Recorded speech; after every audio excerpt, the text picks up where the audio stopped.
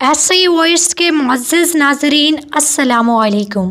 امید کرتی ہوں آپ سب ایمان اور صحت کی بہترین حالتوں میں ہوں گے۔ اللہ پاک آپ کو ہمیشہ اچھے حالوں میں رکھے۔ اپنے 18 سال کے جوان بیٹے کو دفن کرنے کے بعد امام علی مقام خیموں میں واپس تشریف لائے تو آپ کے کانوں میں پاک بیبیوں کے رونے کی آواز آئی۔ سیدہ زینب نے عرض کی، یا حسین، اون و محمد قربان ہو گئے، میں نے خوشی سے قبول کیا۔ قاسم نثار ہوئے، میں نے ہنس کر منظور کیا۔ علی اکبر شہید ہوئے، کوئی شکایت نہیں کی، اور اللہ کی راہ میں اور بھی مصیبتوں کے پہاڑ ٹوٹیں تو خوشی سے برداشت کر لوں گی، مگر معصوم اصغر کی قابل رحم حالت اب دیکھی نہیں جاتی۔ شدت پیاس سے تڑپ رہا ہے اور بار بار اپنی سوکھی ہوئی زبان نکال کر دکھاتا ہے کہ شاید اب بھی پانی کے 2 قطروں سے میری زبان تر ہو جائے۔ حضرت زینب ابھی کچھ اور کہنا چاہتی تھیں کہ حضرت شہر بانو نے ہاتھ جوڑ کر کہا،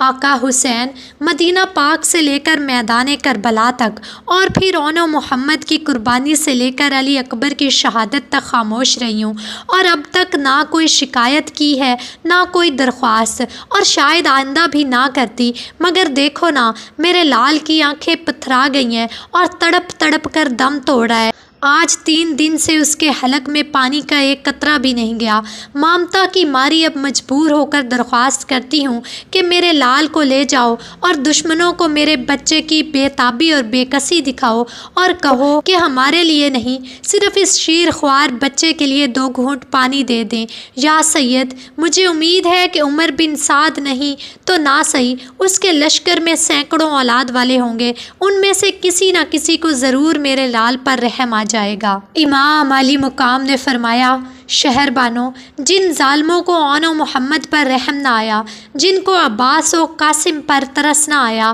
اور جنہوں نے علی اکبر کی لاش پر گھوڑے دوڑائے، ان پتھر دل انسانوں کو تمہارے اصغر پر کیسے رحم آ سکتا ہے؟ اور پھر کتنا دردناک تھا وہ منظر، اور کتنا قیامت خیز تھا وہ سما، جب فاطمہ کے لال نے شہر بانو کی گود سے اپنے شیر خوار بچے کو اٹھانے کے لیے ہاتھ بڑھایا، اور بی بی شہر بانو نے اپنے لخت جگر کو یہ کہتے ہوئے شوہر کی جھولی میں دے دیا کہ جاؤ میرے لال، اللہ کے حوالے۔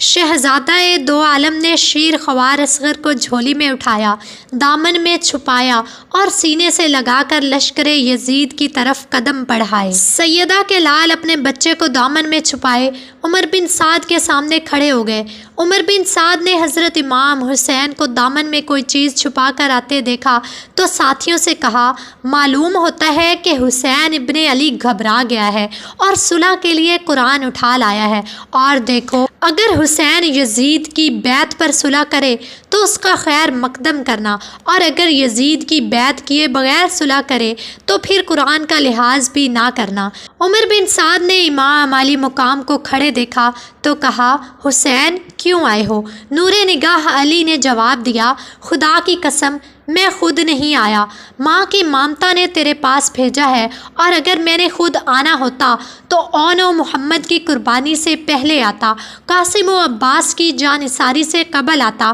اور اگر میں نے آنا ہوتا تو علی اکبر کی شہادت سے پہلے آتا، اور جب میں اس وقت نہیں آیا تو سمجھو کہ حسین اب بھی اپنی مرضی سے نہیں آیا، اور آئندہ اگر اور بھی کئی دن تک پانی نہ ملے اور تمہاری طرف سے اور بھی مصائب کے طوفان اٹھیں، اور اگر کربلا کی اس تپتی ہوئی ریت کی چنگاریاں میرے جسم کو جھلسا بھی دیں تو بھی حسین تمہارے پاس نہیں آئے گا، اور میں اب بھی اپنی مرضی سے نہیں آیا، بلکہ میں اپنے دامن میں جس ننھے سے بچے کو لے کر آیا ہوں اس کی ماں کی درد بھری درخواست لے کر آیا ہوں۔ عمر بن سعد، دیکھ، اہل بیت کے اس شیر خوار بچے کو دیکھ، کربلا کے اس معصوم مہمان کو دیکھ، اور شہر بانو کے اس لال کو دیکھ جو شدت پیاس سے دم توڑ رہا ہے، جس کی آنکھیں پتھرا گئی ہیں اور جس کی زبان منہ سے باہر آ گئی ہے۔ یہ معصوم ہے، بچہ ہے، شیر خوار ہے، اور ابھی یہ یزید کی بیعت اور ابن زیاد کی اطاعت کو نہیں جانتا، ابھی اسے کسی کی بغاوت کا کوئی پتہ نہیں ہے،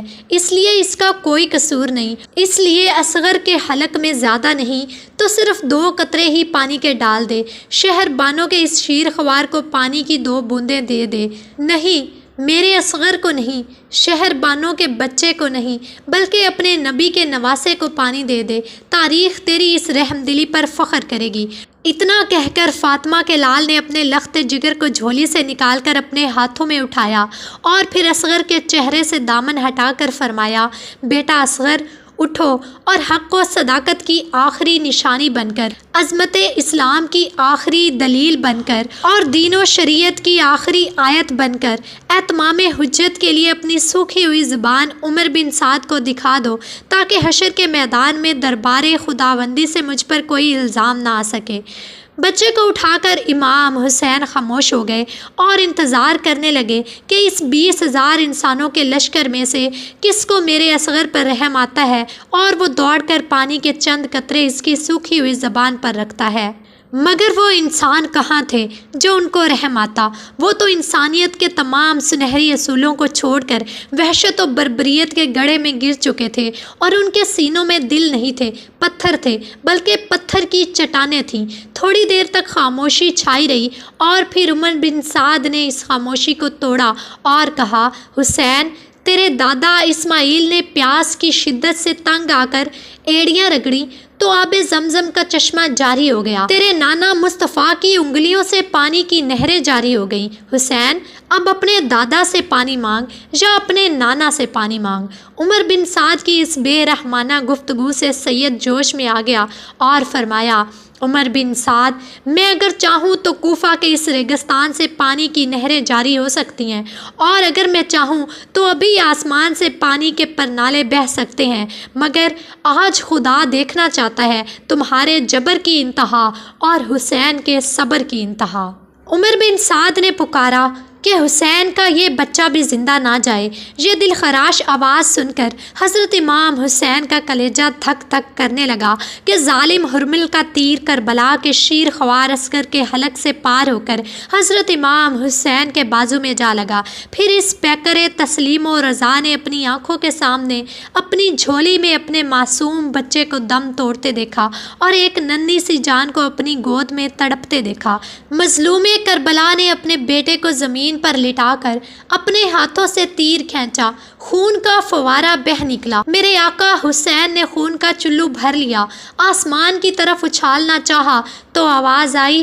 حسین، خدا کے لیے اس بے گناہ کا خون اوپر نہ اچھالنا، ورنہ قیامت تک آسمان سے پانی نہیں برسے گا۔ زمین پر گرانا چاہا تو زمین پکار اٹھی، حسین، مصطفیٰ کے واسطے اس بے قصور کا لہو مجھ پر نہ گرانا، ورنہ قیامت تک سبزہ نہیں اگے گا۔ اور پھر مجسمہ صبر و شکر نے اپنے بیٹے کے خون کو اپنے جسم و چہرے پر مل لیا۔ امام علی مقام نے اصغر کی لاش بی بی شہر بانو کی گود میں رکھ دی اور فرمایا، لو، تمہارا اصغر بھی آب کوثر سے سیراب ہو گیا۔ شہر بانو چلا اٹھی اور سیدہ زینب چکر کھا کر گر پڑی، اور پھر راکب دوش مصطفیٰ نے اپنے بیٹے کی ننھی سی لاش کو اپنے ہاتھوں میں اٹھایا اور اسی خون آلود دامن میں لپیٹ کر دفن کرنے کے لیے لے گئے۔ خیموں میں ایک قیامت برپا ہو گئی۔ فاطمہ کے لال نے چھوٹی سی قبر کھودی اور اپنے لال کو دفن کر دیا۔